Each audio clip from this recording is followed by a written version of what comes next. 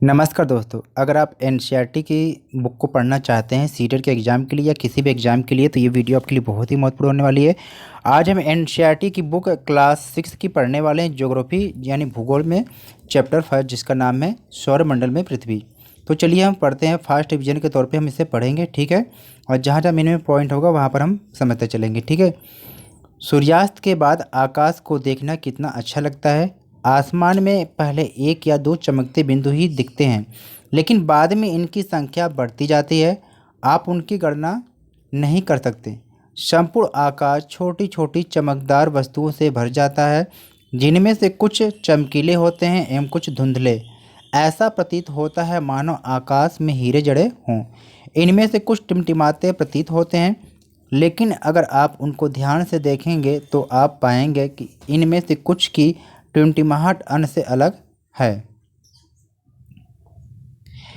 ये बिना किसी टिमटिमाहट के चंद्रमा के समान चमकते हैं। इन चमकीली वस्तुओं के साथ आप लगभग प्रतिदिन चंद्रमा को भी देखते हैं। यह अलग अलग समय पर अलग अलग आकार तथा अलग अलग स्थितियों में दिखाई पड़ता है। कौन पड़ता है बच्चों? चंद्रमा। आप पूर्ण चंद्रमा को लगभग 1 महीने में एक बार ही देख पाते हैं। देखिए, क्वेश्चन कहीं से भी बन सकता है।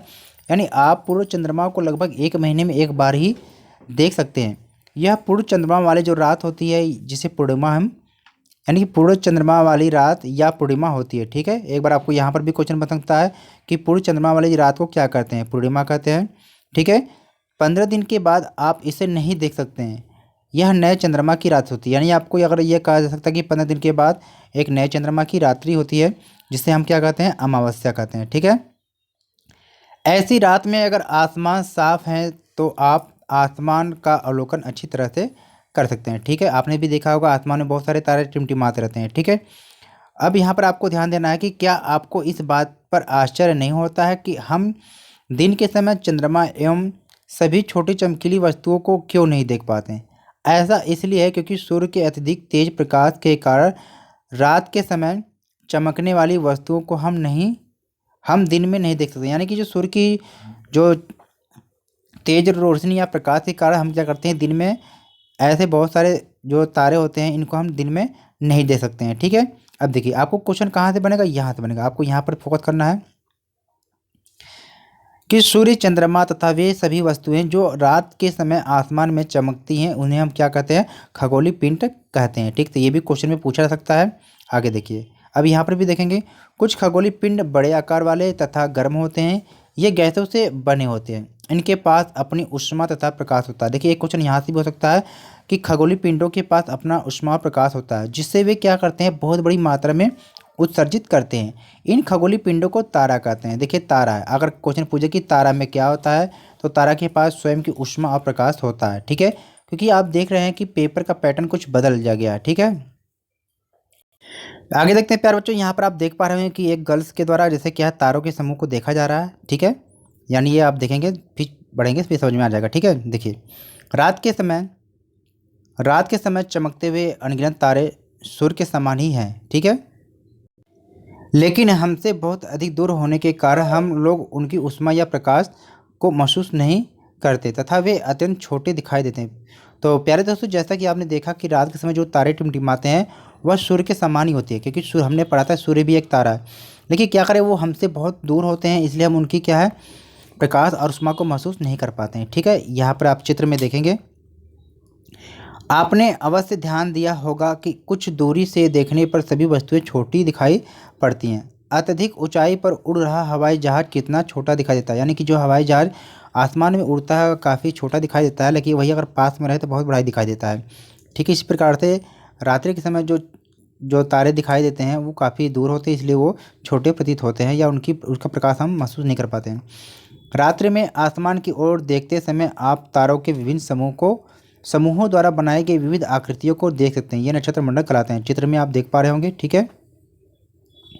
अब यहाँ पर अर्सा मेजर या बिग बियर इसी प्रकार का एक नक्षत्र मंडल है। कभी कभी पेपर में आपसे पूछा जा सकता है कि अर्सा मेजर और बिग बियर क्या है। यह एक नक्षत्र मंडल है, इसको जरूर ध्यान से पढ़ेंगे, ठीक है। आगे देखेंगे, बहुत आसानी से पहचान में आने वाला नक्षत्र मंडल है, ठीक है। सप्तऋषि सप्तऋषि देखिए एक नक्षत्र मंडल कौन सा है, सप्तऋषि भी नक्षत्र मंडल है, जिसका अर्थ होता है सप्त यानी कि 7 ऋषि। सप्त मतलब होता है 7, ऋषि माने संत, यानी कि 7 संत। कभी कभी पेपरों में ये भी पूछा जा सकता है, ठीक है।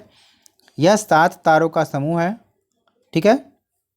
यह 7 तारों का समूह है जो कि नक्षत्र मंडल अर्सा मेजर का ही भाग है। देखिए ये जो है, ये सप्तऋषि जो है, ये किसका भाग है, अर्सा मेजर का ही एक भाग है। तो इस तरह से आपको पढ़ना पड़ेगा, ठीक है। आगे देखते हैं। अपने परिवार अपने परिवार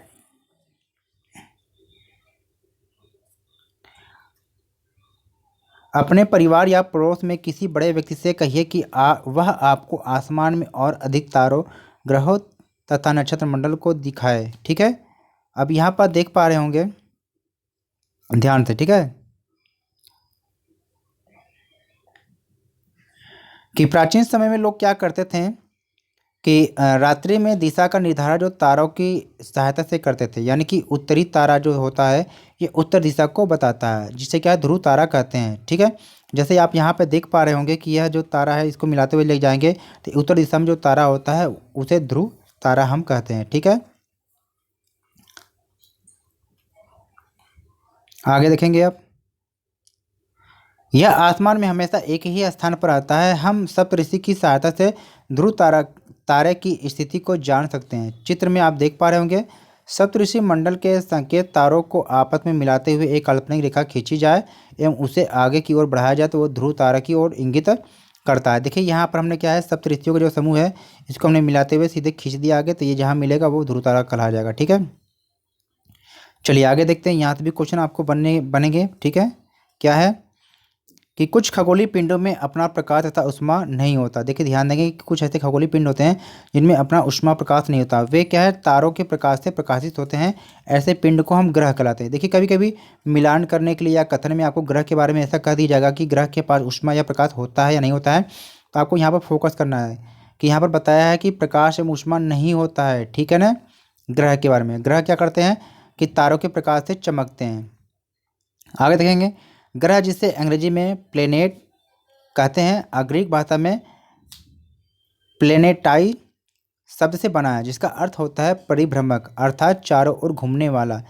पृथ्वी जिस पर हम रहते हैं एक ग्रह है, ठीक है। यह अपना संपूर्ण प्रकाश एवं ऊष्मा सूर्य से प्राप्त करती है, जो पृथ्वी के सबसे नज़दीक का तारा है। यानी कि पृथ्वी के सबसे नज़दीक का तारा कौन सा है, सूर्य है, ठीक है। पृथ्वी को बहुत अधिक दूरी से जैसे चंद्रमा से देखने पर यह चंद्रमा की तरह ही चमकती हुई प्रतीत होता है। एक यहाँ पर आपको देख लेना, यहाँ पर बहुत सारी रोचक जानकारी है, ठीक है। क्या है, यहाँ देखेंगे कि बृहस्पति, शनि और यूरेनस के चारों ओर छल्ले हैं, ठीक है। ये छल्ले विभिन्न पदार्थों के असंख्य छोटे पिंडों से बनी पट्टियाँ हैं। पृथ्वी से इन छल्लों को शक्तिशाली दूरबीन की सहायता से देखा जा सकता है, ठीक है। इनको आप देखेंगे, पढ़ेंगे, समझेंगे, बहुत अच्छा। तो प्यारे दोस्तों इस चित्र को आप देखेंगे, इस चित्र से भी एक दो क्वेश्चन आपको बन सकते हैं। यानी कि यहाँ पर आपको सूर्य दिखाया गया है, सूर्य से दूरी के अनुसार पहला जो ग्रह आपका है सबसे नज़दीक है बुध आपका हो गया यहाँ पर। फिर यहाँ पर आप देखेंगे तो यहाँ पर शुक्र हो गया, यहाँ पर पृथ्वी है, यहाँ पर मंगल है, ये बृहस्पति है, ये शनि है, ये यूरेनस है यानी कि अरुण हो गया, ये नेपच्यून यानी कि वरुण हो गया, ठीक है। अब यहाँ पर सब चीज़ दिया गया है, ठीक है, कि यह नीचे आप पढ़ेंगे कि पृथ्वी जो है, इन सारी चीज़ को आप पढ़ लेंगे, ठीक है। यानी शुरू के जो 4 ग्रह होते हैं इन्हें हम आंतरिक ग्रह कहते हैं, ठीक है। यानी कि बुध, शुक्र, पृथ्वी, मंगल ये आंतरिक ग्रह होते हैं जो पत्थरों के छोटे छोटे टुकड़ों से मिलकर बने होते हैं। अब बाकी जो लास्ट के 4 ग्रह होते हैं बृहस्पति, शनि, यूरेनस, नेपच्यून, इन्हें क्या है, ये गैसों से बने होते हैं, ठीक है। इन्हें बाह्य ग्रह के नाम से भी जानते हैं। तो ये आप पढ़ लेंगे कि बुध क्या है, सूर्य के चारों ओर एक परिक्रमा जो है यह 28 दिन में करता है, ठीक है। और यानी कि सबसे पहले चक्कर कौन लगा लेता है, सूर्य लगा लेता है। सबसे लास्ट में जो लास्ट का होगा वो लगाएगा, ठीक है। इन सारी चीज़ों को आप पढ़ लेंगे, ठीक है। एक बार वीडियो को पॉज करके आप देख लेंगे, सारी चीज़ों को पढ़ लेंगे, फिर आगे देखते हैं बच्चों। आगे देखेंगे आप इसे कि आसमान में दिखने वाला चंद्रमा एक उपग्रह है। यह हमारी पृथ्वी का सहचर है तथा इसके चारों ओर चक्कर लगाता है, ठीक है। हमारी पृथ्वी के समान 7 अन्य ग्रह भी हैं जो सूर्य के प्रकाश एवं ऊष्मा प्राप्त करते हैं, सूर्य से प्रकाश एवं ऊष्मा प्राप्त करते हैं। उनमें से कुछ के पास अपना चंद्रमा है, यानी कि जो चंद्रमा है ये पृथ्वी का उपग्रह है, ठीक है। अब यहाँ पर सौरमंडल के बारे में पढ़ते हैं। सौरमंडल क्या है, सूर्य, 8 ग्रह, उपग्रह तथा कुछ अन्य खगोलीय पिंड जैसे क्षुद्र ग्रह एवं उल्का पिंड मिलकर क्या है, सौर मंडल का निर्माण करते हैं। उससे हम क्या है, सौर परिवार का नाम देते हैं और इसका मुखिया सूर्य होता है। ठीक है, अब यहाँ पर हम सूर्य के बारे में पढ़ते हैं। सूर्य क्या है, सौर मंडल के केंद्र में स्थित है। यह बहुत बड़ा एवं अत्यधिक गर्म गैसों से बना है। इसका जो खिंचाव बल इससे सौरमंडल को बांधे रखता है। सूर्य सौरमंडल के लिए प्रकाश तत्व एवं ऊष्मा का एकमात्र स्रोत है, लेकिन हम इसकी अत्यधिक तेज ऊष्मा को महसूस नहीं करते हैं, क्योंकि सबसे नज़दीक का तारा होने के बावजूद यह हमसे बहुत दूर है। सूर्य पृथ्वी से लगभग 15 करोड़ किलोमीटर दूर है। ठीक है, तो यहाँ पर आप इसको देखेंगे। फिर ग्रह के बारे में देखते हैं कि ग्रह के बारे में क्या कहा गया है कि ग्रह क्या है। हमारे सौरमंडल में 8 ग्रह हैं। ठीक है, सूर्य से दूरी के अनुसार क्रमशः क्या, बुध, शुक्र, पृथ्वी, मंगल, बृहस्पति, शनि, यूरेनस तथा नेपच्यून, यानी कि अरुण वरुण। आपको याद करने की ट्रिक में आपको ऐसे दे रखा है अंग्रेजी में, इसको आप देख लेंगे। ठीक है, यहाँ पर देखेंगे कुछ पौराणिक कथाओं में दिया गया है कि, यानी कि पौराणिक रोमन कहानियों में जो सोल था वो सूर्य देवता को कहा जाता था, जो सोल। ठीक है, सौर शब्द जो का अर्थ होता है सूर्य से संबंधित है। ये भी देखेंगे, कभी आपसे पूछ दे कि सौर का शब्द का अर्थ क्या होता है, तो सूर्य से संबंधित होता है। ठीक है, इसलिए सूर्य के परिवार को क्या है, सौर मंडल कहा जाता है। सौर शब्द का उपयोग अधिक शब्दों के लिए आपको लिखना है। ठीक है, शब्द की उत्पत्ति है आपको यहाँ पर देख लेना है। ठीक है, दे रखा है कि ऐसे बहुत से शब्द हैं जिनका उपयोग हम एक भाषा में करते हैं, अक्सर वे दूसरी भाषाओं से लिए जाते हैं। ठीक है, यहाँ पर देख लेंगे, जैसे जियो शब्द है, जियोलॉजी जोड़ देंगे तो जियोलॉजी हो गया, ये पृथ्वी का अध्ययन हो गया। जियो में मेट्रो जोड़ देंगे तो क्या है, जियोमेट्रो हो गया, तो ये पृथ्वी का अध्ययन हो गया। जियो आइट जोड़ लेंगे तो ये पृथ्वी के आकार के अनुरूप, इससे आपको शब्द बन जाएंगे। ठीक है, अब आगे देखते हैं कि सौरमंडल के सभी 8 ग्रह एक निश्चित पथ पर सूर्य का चक्कर लगाते हैं। जैसे ये बीच में सूर्य है, तो ऐसे ऐसे पथ पे, रास्ते पे क्या है, सारे ग्रह क्या सूर्य का चक्कर लगाते हैं। इसे हम दीर्घ वृत्ताकार कहते हैं। ठीक है, ये रास्ते क्या है, दीर्घ वृत्ताकार में फैले हुए हैं, ये कक्षा कहलाते हैं। बुध सूर्य के सबसे नज़दीक है। अपनी कक्षा में सूर्य के चारों ओर एक चक्कर लगाने में इसे केवल 88 यानी 88 दिन लगते हैं। सूर्य को क्या है, पृथ्वी का जुड़वा ग्रह माना जाता है, क्योंकि इसका जो आकार एवं आकृति जो है लगभग क्या है, पृथ्वी के ही समान है। अभी तक इसके पहले प्लूटो भी एक ग्रह था, परंतु अंतर्राष्ट्रीय खगोलीय संगठन ने अपनी बैठक जो अगस्त 2006 में हुआ था, यह निर्णय लिया कि कुछ समय पहले खोजे गए अन्य ग्रहों जैसे अन्य खगोलीय पिंड, यानी कि 2003 UB 313 सिरस तथा प्लूटो, ये क्या है, अब बौने ग्रह कहलाते हैं। और यहाँ पर भी दिया गया कि रात में आसमान को देखकर मनुष्य हमेशा से मोहित हुआ है। खगोलीय पिंड एवं उनकी गति के संबंध में अध्ययन करने को क्या, खगोल शास्त्री कहते हैं। यानी खगोल शास्त्री वो होते हैं जो खगोलीय पिंडों एवं उसकी गति के संबंध में अध्ययन करते हैं। यहाँ से भी क्वेश्चन आप देख लेंगे। आर्यभट्ट प्राचीन भारत के प्रसिद्ध क्या है, खगोल शास्त्री हैं। अगर कभी आपसे क्वेश्चन में पूछे कि आर्यभट्ट का संबंध किससे है, तो ये खगोल शास्त्री थे। ठीक है, उन्होंने कहा था कि सभी ग्रह तथा चंद्रमा परावर्तित सूर्य प्रकाश के कारण चमकते हैं। आज विश्व के सभी भागों में खगोलविद ब्रह्मांड के रहस्य को खोजने में लगे हुए हैं। ठीक है, यहाँ पर पृथ्वी के बारे में देखेंगे। ठीक है, सूर्य से दूरी के हिसाब से पृथ्वी तीसरा ग्रह है। यानी देखिए, दूरी के हिसाब से पृथ्वी तीसरा ग्रह है और आकार में 5वां ग्रह। अगर आकार में पूछे तो सबसे बड़ा ग्रह कौन सा है, बृहस्पति है। ठीक है, सबसे बड़ा ग्रह है। यह ध्रुवों के पास थोड़ी चपटी है। यही कारण है कि इसके आकार को भू आप कहते हैं। क्यों कहते अगर आपसे पूछे कि पृथ्वी को भू आप क्यों कहते हैं, तो इसका कारण होगा कि ध्रुवों के पास थोड़ी चपटी है। ठीक है ना, और यहाँ पर दिया कि भू आप का अर्थ है पृथ्वी के समान आकार। जीवन के लिए अनुकूल परिस्थितियाँ संभवतः केवल पृथ्वी पर ही पाई जाती हैं। पृथ्वी न तो अधिक गर्म है और न ही अधिक ठंडी है। यहाँ पानी एवं वायु उपस्थित है जो हमारे जीवन के लिए आवश्यक है।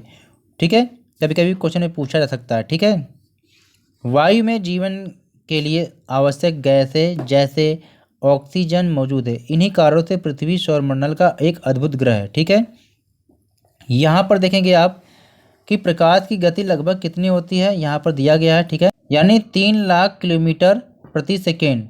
ठीक है, इस गति के बावजूद सूर्य के प्रकाश को पृथ्वी तक पहुँचने में लगभग 8 मिनट का समय लगता है। ठीक है, अब आगे देखेंगे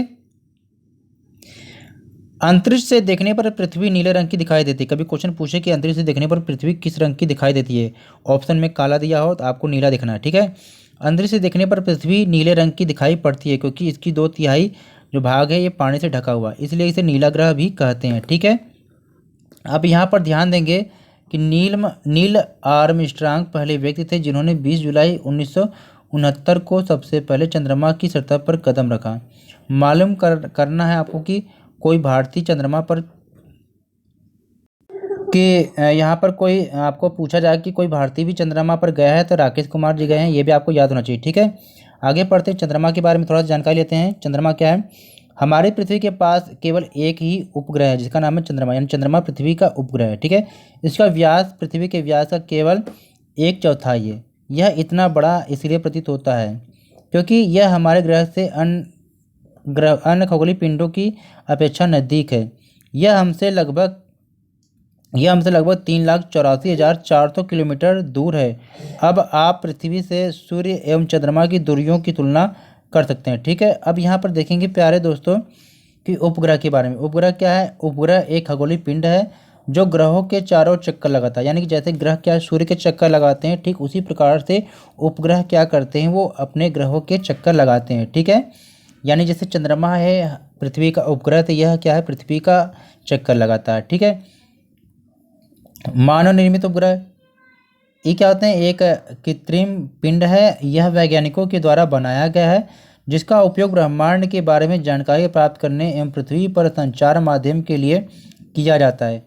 इसे रॉकेट के द्वारा अंतरिक्ष में भेजा जाता है एवं पृथ्वी की कक्षा में स्थापित कर दिया जाता है। अंतरिक्ष में उपस्थित कुछ भारतीय उपग्रह हैं जिनका नाम है इनसेट, IRS, एडुसेट इत्यादि। कभी इनके नाम दिया जाए तो आपको पता होना चाहिए कि क्या ये भारतीय उपग्रह हैं। ठीक है, अभी इन चित्र में आप देख लें रॉकेट का प्रक्षेपण हो रहा है, ये पृथ्वी पर गिरा रहा है।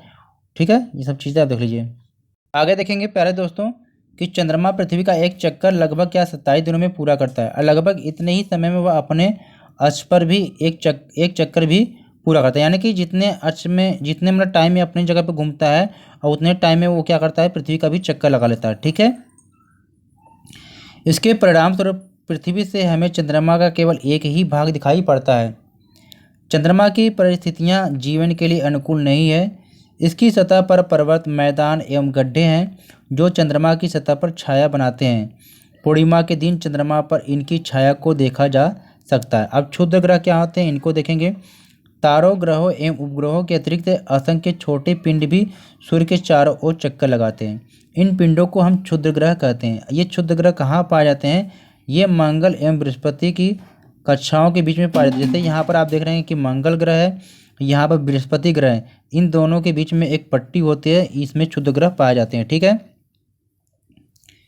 ये क्या होते हैं? वैज्ञानिकों के अनुसार जो क्षुद्र ग्रह होते हैं ये ग्रह के ही भाग होते हैं जो कि बहुत वर्ष पहले विस्फोट के बाद ग्रहों से टूटकर अलग हो गए हैं। अब यहाँ पर उल्कापिंड के बारे में पढ़ते हैं कि सूर्य के चारों ओर चक्कर लगाने वाले पत्थरों के छोटे छोटे टुकड़ों को उल्कापिंड कहते हैं। यानी सूर्य के जो चारों ओर छोटे छोटे जो पत्थरों के टुकड़े जो चक्कर लगाते हैं उन्हें उल्कापिंड कहते हैं। कभी कभी ये उल्कापिंड पृथ्वी के इतने नज़दीक आ जाते हैं कि इनकी जो प्रवृत्ति होती है पृथ्वी पर गिरने की होती है। इस प्रक्रिया के दौरान वायु के साथ घर्षण होने के कारण ये गर्म होकर जल जाते हैं। फलस्वरूप चमकदार प्रकाश उत्पन्न होता है। कभी कभी कोई उल्का पूरी तरह जले बिना पृथ्वी पर गिरती है जिससे धरातल पर गड्ढे बन जाते हैं। ठीक है, क्या आपने तारों वाले खुले आकाश में एक ओर से दूसरी ओर तक फैली चौड़ी सफ़ेद पट्टी की तरह एक चमकदार रास्ते को देखा है? यह क्या है? लाखों तारों का एक समूह है। यह पट्टी क्या है? आकाशगंगा यानी मिल्की वे है। ठीक है, यानी कि आकाश में आपने देखा होगा कि एक चौड़ी पट्टी है ना, ये चौड़ी पट्टी इसमें देखा गया है। हमारा सौरमंडल इस आकाशगंगा का ही एक भाग है। प्राचीन भारत में इसकी कल्पना आकाश में प्रकाश की एक बहती नदी से की गई है। कभी कभी क्वेश्चन में ये भी बन सकता है कि भाई प्राचीन में आकाशगंगा यानी कि प्राचीन भारत में आकाशगंगा की कल्पना कैसी की गई है? तो आप लिख सकते हैं कि आकाश में प्रकाश की एक बहती नदी के द्वारा की गई है। इस प्रकार इसका नाम आकाशगंगा पड़ा था। आकाशगंगा करोड़ों तारों, बादलों तथा गैसों की एक प्रणाली है। इस प्रकार की लाखों आकाश गंगाएं मिलकर क्या करती हैं, ब्रह्मांड का निर्माण करती हैं। ठीक है, ब्रह्मांड की विशालता की कल्पना करना अत्यंत कठिन है। वैज्ञानिक अभी भी इसके बारे में अधिक से अधिक जानकारी एकत्र करने में जुटे हुए हैं। इसके आकार के संबंध में हमें कोई जानकारी नहीं है, लेकिन फिर भी हम जानते हैं कि हम सभी इसी ब्रह्मांड का हिस्सा हैं। ठीक है, यहाँ पर देख पा रहे होंगे कि अगर आप यहाँ पर हैं तो इसके ऊपर एक पृथ्वी है, फिर पृथ्वी क्या है, सौरमंडल का एक भाग है, सौरमंडल आकाशगंगा का भाग है, आकाशगंगा ब्रह्मांड का भाग है। ठीक है, यानी क्या आप ब्रह्मांड के साथ अपना संबंध बता सकते हैं? आप पृथ्वी पर हैं तथा पृथ्वी सौरमंडल का एक भाग है। हमारा सौरमंडल आकाशगंगा का एक भाग है जो ब्रह्मांड का हिस्सा है। ब्रह्मांड से जुड़े इस तथ्य पर विचार आपको करना है। इसमें लाखों आकाशगंगाएं मौजूद हैं। ठीक है, तो इस चैप्टर को हमने बहुत ही आसानी से पढ़ लिया। इस चैप्टर को जरूर पढ़ के जाएं, इन सारे क्वेश्चन को आप खुद ब खुद कर लेंगे। ठीक है, चलिए नेक्स्ट वीडियो में आपको इसके क्वेश्चन आंसर करा दिया जाएगा। तो प्लीज़ कमेंट करके जरूर बताएं कि आपको एनसीईआरटी अगर पढ़ना है सीटेट के एग्जाम के लिए तो कमेंट करके बताएं, सारे चैप्टर को करवा दिया जाएगा। ठीक है, प्लीज़ वीडियो को लाइक शेयर जरूर करना और चैनल को सब्सक्राइब कर लेना सारे चैप्टर की वीडियो को देखने के लिए। ठीक है।